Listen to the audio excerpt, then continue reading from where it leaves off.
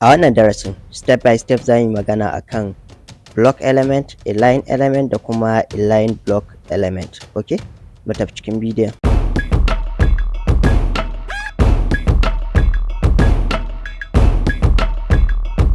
Bari mu fara da block element. Menene block element? Block element yana kwashe space ne baki ɗaya. Kun fahimta, yana kwashe width baki ɗaya. Akwai height, akwai width. Width tana magana ne akan faɗi, kun fahimta, ita kuma height tana magana ne akan tsawo. Kun gane ko? So yanzu misali bari mu buɗe Visual Studio Code namu. Okay, so bari kuma mu buɗe file namu, mu je folder da muka saka website namu, ga folder nan. Okay, nan bari mu sa open with, so bari mu zaɓi Chrome. Okay, bari in maida shi ta default, so bari in danna open ku gani. Okay, so gashi nan na buɗe, za ku ga ba komai a nan. Okay, so yanzu bari in buɗe paragraph ku gani. Okay, so ga p nan nasa, bari in danna enter. So bari mu sa HausaStack, gashi nan mun rubuta HausaStack ko. Okay, idan na sa Control X na saving, na taho nan na refresh, za ku ga HausaStack nan ko. Okay, so bari in ba da background color, bari in canja background color. Na gaya muku ku damu da wannan style ɗin da nake sakawa, zan maku bayani akan me yake nufi zuwa gaba. Gashi nan bari mu goge wannan saboda ya ɗan rage yawa. So bari mu sa Control X, so bari in yi refresh ku gani. So kun ga gaba ɗaya kwashe duka wannan width ɗin. Na gaya muku width tana magana ne akan faɗi, kun fahimta, height kuma tana magana ne akan tsawo. Kun gane ko? Okay, so za ku ga gashi nan gaba ɗaya kwashe space ɗin nan. Kuna gani? Kun gani gaba ɗaya kwashe. So yanzu bari in ƙara buɗe wani paragraph ɗin. Okay, bari mu paste, bari mu buɗe guda uku haka. Wannan bari mu bashi color, bari mu sa yellow. Shi kuma wannan bari mu bashi green, bari in ce green. Okay, wannan HausaStack, wannan kuma HausaSploit. Okay, wannan Hausa Strategy, wannan da channel ina ne, so za ku iya zuwa ku diba su. Okay, so za ku ga, kun ga gashi na wannan HausaStack ɗin ta kwashe duka space ɗin nan, wannan ma duka ya kwashe space. Kun fahimta, wannan ma ya kwashe space. So paragraph by default block element ne. Kun fahimta, by default akwai block element tags daban-daban. Bari in gwada muku su ku gani. Wannan duk su ne tags na block element. So su ne wanda idan kai aiki da su by default za su kwashe duka space ɗin baki ɗaya. Kun fahimta? Okay, so ga kuma wannan pick caption. So duk wannan da kuke gani su form da su h1, na yi muku bayani akan h1, tana magana akan heading. So wannan duka block element ne, ga sanan kuna gani, kun gan su. So akwai inline element. So menene inline element? Inline element shi kuma yana ɗiba iya space ɗin da yake bukata, sai ban ma sauran space ɗin. Kun fahimta? Kamar yanzu kun ga kamata ya ce ai tun da nan akwai space ɗin HausaSploit, kun ga nan ga HausaStack, so ai kamata ya ce akwai space ɗin HausaSploit a cikin layin HausaStack ɗin nan, but HausaStack ba ta yi sharing ba, ta sauko shi, ta saukar da wannan ƙasa, wannan ma ya saukar da wannan ƙasa, haka dai da sauransu. Okay, so wannan behavior ne na block element.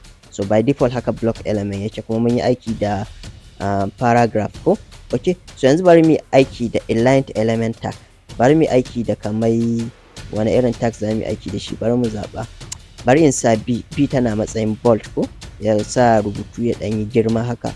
Okay, so bari in taho nan sai in canja daga paragraph. Na gaya muku paragraphs by default block element ne, so amma bari in maida ta b. Okay, gashi nan na canja wannan, na farko b, na biyu ma b, na uku ma b. Bari in yi saving, bari in yi refresh ku gani. So kun ga yanzu yace nake gaya muku, so wannan shine inline element. So wannan tag ɗin na b inline element tag ne, kun fahimta, ba block element ba. Idan block element ne ba zai sharing ba, kowane guda ɗaya zai kwashe duka space ɗin, zai ce kai ba na sharing. Kun gane ko? So kun ga da yake inline element ne wannan, kun ga yayi sharing kuma ya jera su a layi ɗaya. So idan kai aiki da inline element zaka iya ba da, akwai space ɗin wani content ɗin haka. Kun gane ko? So a ina ake aiki da block element da kuma inline element? Well, block element tags ana amfani ne da su a rubutu. Kamar yanzu misali, idan na taho nan ƙasa sai na ce p, kun san menene paragraphs aiko, block element ne, duka yake kwashe space baya share. Bari mu canja style color din, bari mu sa background color, bari mu ce bari mu sa wannan color din a matsayin background. Okay, so bari mu dan yi rubutu ku gani, lorem 10, sai in danna enter. Kun san menene lorem zai maku generating din random text ko, so bari in yi refresh ku gani. Alright, so kun ga yanzu ga wannan block element ɗina nan nasa, na ga muku block baya sharing, kun ga gaba ɗaya duka ta kwashe wannan space ɗin baki ɗaya. Okay, a ina ake aiki da inline element shine nake so in nuna muku in ban manta ba. Okay, so yanzu a nan wajen bari mu sa b, kun san b I block element ne ko, bari mu sa I, sorry b inline element ne, I ma inline element ne, so duk ga inline element nan. So ana amfani ne da su wajen rubutu. I tana matsayin italic, Q matsayin quote ne ko quotation mark ne, so duk dai ga su nan U. So bari mu taho nan sai mu aiki da kamar strong ma ina tunanin inline element ne ba block element ba. So bari mu sa strong mu gani. So ba sai kun haddace su ba, ni ma nan kaina ba duka na haddace su ba, bari mu saving.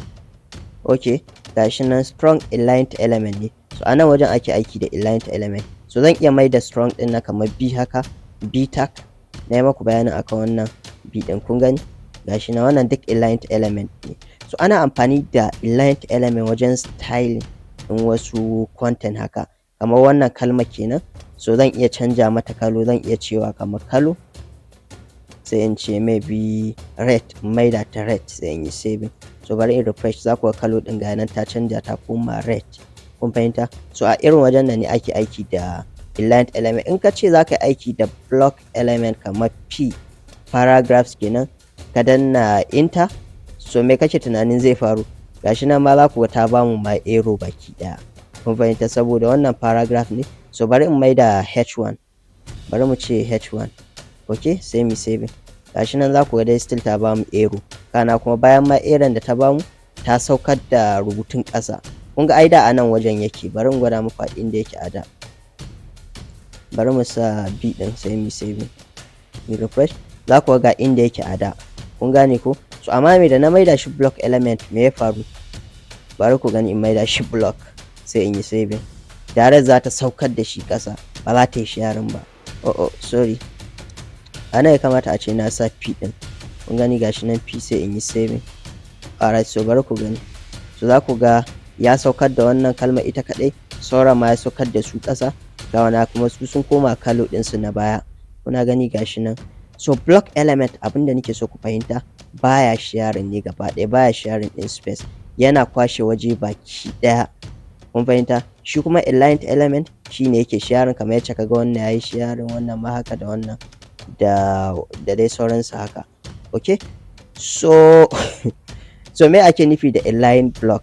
Well, inline-Block kun gan su nan su kuma, so ga tags din nan, kowane nan dukkan su nan za su iya zama block element da inline-Block haka, da ana canja su a cikin CSS haka da sauransu. Okay, yanzu bari in yi refresh din page ɗina ku gani. Okay, so bari mu aiki da paragraphs. Okay, so a wajen styling, kamar yanzu misali idan na ce style, sai na sa kamar background color, sai na bata maybe, bari in sa wannan color din. Okay, so a nan wajen zan iya saka wani CSS property. Okay, so bari mu ce display. Okay, so bari mu ce block. Alright, so wannan zaka iya ɗaukar shi a matsayin property, wannan zaka iya ɗaukar shi a matsayin value, kun fahimta. Idan muka zo CSS za ku gani. Okay, so bari mu saving, duk zaka iya kiransu da duk wannan CSS rules ne. Alright, so bari mu bashi maybe bari mu rubutu, bari mu ce HausaStack, sai mu saving. So by default dama block element ne paragraph, gashi nan kuna gani, kun ga kalo din nan. So ana wajen kuma idan misali na creating din kamar guda biyu haka, ɗaya na bashi background color, na bashi red. Okay, bari in refresh ku gani. So kun ga na farko nan, kun ga na biyu, so wannan duk block element ne ko, block ne baki ɗayan su. So bari mu aiki da b, wato bold kenan ko. Bold ai kun san inline element ne, so bari mu saving ku gani. gashi nan kuna gani kun san me fara a wajen nan, na canja default behavior din b din. Kun ga by default ai b aligned element ne ba block element ba, so yanzu nan sai na canja shi sai na maida shi block element. Shine dalilin da yasa kuka ga wannan still ya kwashe space din, wannan ma ya kwashe space din. Kun fahimta? Okay, so bari in maida shi align ku gani, aligned. Okay, by default dama align din ne, so sorry na yi mistake, aligned. So bari in yi saving, by default align din ne, so yanzu za ku ga ya dawo da su a layi ɗaya. Kuna gani ga su nan sun dawo layi ɗaya. So akwai inlined block, so bari mu sa wannan inlined block ku gani. Okay, nan inlined block. So ita inlined block combination ne na guda biyu, da block element da kuma inlined element. Za ku ga su nan dai duk ɗaya ne, ba wani abu da ya canja. Saboda me? Saboda wannan inlined element ne, amma yanzu idan na maida wannan p haka, wannan ma na maida ta p, na taho na refresh, me zai faru? Kawai space ne za ta dan bada haka daga sama. So abinda nake so ku fahimta a nan shine block element da inlined element akwai bambanci. Block element yana kwashe duka space, inlined element kuma yana ibai dan space din da yake bukata. So shi kuma inlined block element yana ibai height da kuma width. Na gaya muku menene height a farkon bidiyon nan ko. Inlined block element yana magana ne akan board guda biyun kenan ko, da faɗi, tsawo, da waye da dai sauransu haka. Okay, so bari in ƙara baku misalin inline block. Bari mu ce kamar h1 ai kun san block element ne, so bari mu ce hello. Okay, sai mu ƙara buɗe wani h1 ɗin nan, sai mu sa maybe Hausa. Bari mu saving ku gani, Hausa. Alright, bari mu save. So gashi nan za ku ga wannan ya ibi space ɗin shi, wannan ma ya ibi space ɗin shi, gashi nan duka sun cinye wajen baki ɗaya. Okay, so bari in maida wannan style, bari in maida ta align block, ku ga me zai faru. Daga sama ku lura ku gani, bari mu maida shi display. Okay, so bari mu ce align dash block, sai mu saving. So wannan ma bari mu maida shi haka, bari in copy din style din. Okay, so bari mu maida shi haka, shi ma bari mu saving ku gani, save. So kun gani ya ibi height, kana kuma anan ma da a ce zamu saka su a cikin container kamar div kenan ko, na maku bayani akan div, na gaya muku div container ce. So da a ce zan saka su a cikin div kamar yacce ku ga na saka su, in ba su background color, in ba su maybe red background color haka, sai in yi refresh, za ku ga ta ibi tsawo. Kun fahimta? Kun ga daga inda ya iba nan haka da nan haka, kun fahimta? So yanzu da a ce zan cire wannan kamar in cire block din haka, wannan ma in cire block haka, sai in yi saving, sai in yi refresh haka, za ku ga su nan kun gani na maida su inline, amma su ba su ibi high ba, kawai sun ibi iya space din da suke bukata.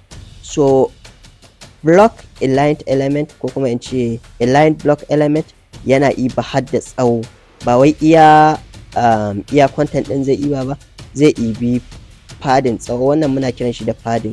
So space ne a cikin kamar container haka dai da sauransu. Okay, so kar ku damu idan ba ku fahimta ba, idan mun zo course namu na CSS insha Allah zan maku bayani yacce za ku fahimta. Allah ya taimaka.